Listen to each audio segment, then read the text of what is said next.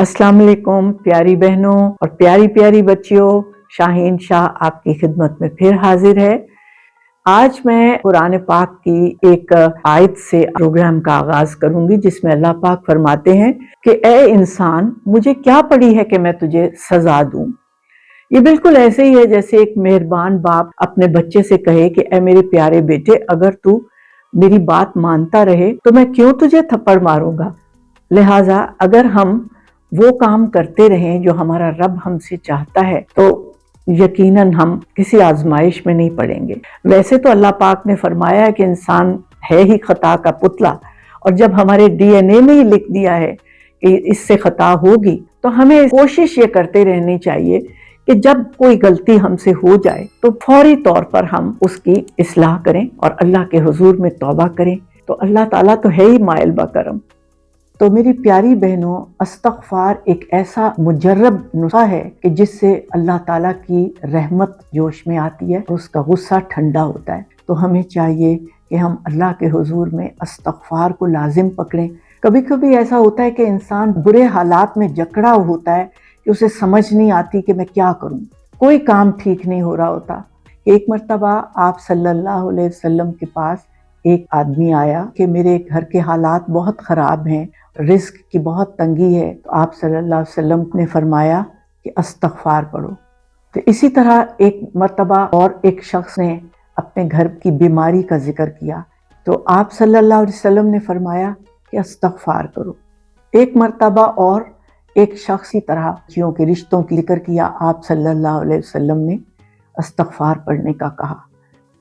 कभी कभी ऐसा होता है कि कोई काम ठीक नहीं हो रहा होता, तो ऐसे हालात में आप अल्लाह की रस्सी पकड़ें और इस्तग़फ़ार करें, गिड़गिड़ा कर अल्लाह के हुजूर में दुआ करें।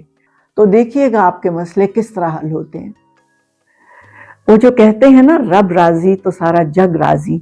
अब अल्लाह को राजी कैसे करना है, उसका बहुत ही आसान फॉर्मूला अल्लाह पाक और मेरे प्यारे नबी सल्लल्लाहु अलैहि वसल्लम ने भी बता दिया कि जब आपसे कोई गलती हो जाए तो फौरी अल्लाह की तरफ रुजू करें।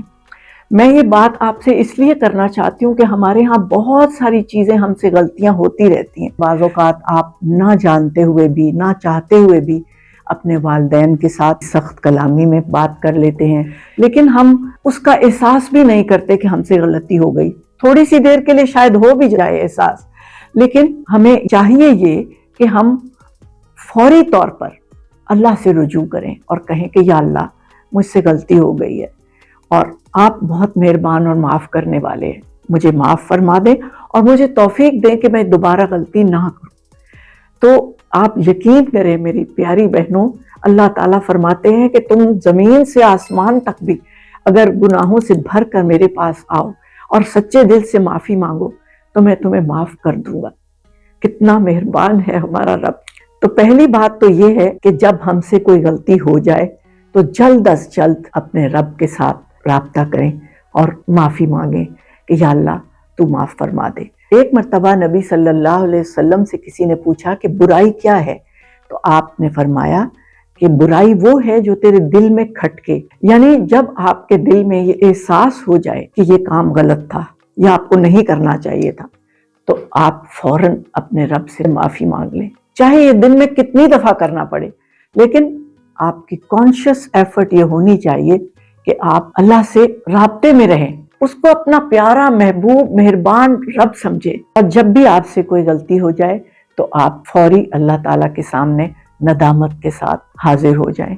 बिलफर्ज अगर आपका गुस्सा इतना तेज़ है कि कभी आप वालिदैन के साथ या बहन भाइयों के साथ या मुलाजिमीन के साथ सरा सख्ती के साथ रवैया करते हैं, तल्ख कलामी हो जाती है, तो आप ये सोचें कि मैं अब अल्लाह से क्या बार बार माफ़ी मांगूं।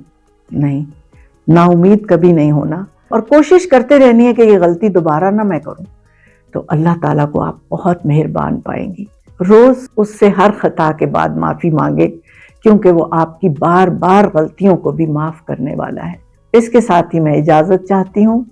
अपना बहुत ख्याल रखिए। अल्लाह आप सबको अपनी हिफ्ज़ व अमान में रखे।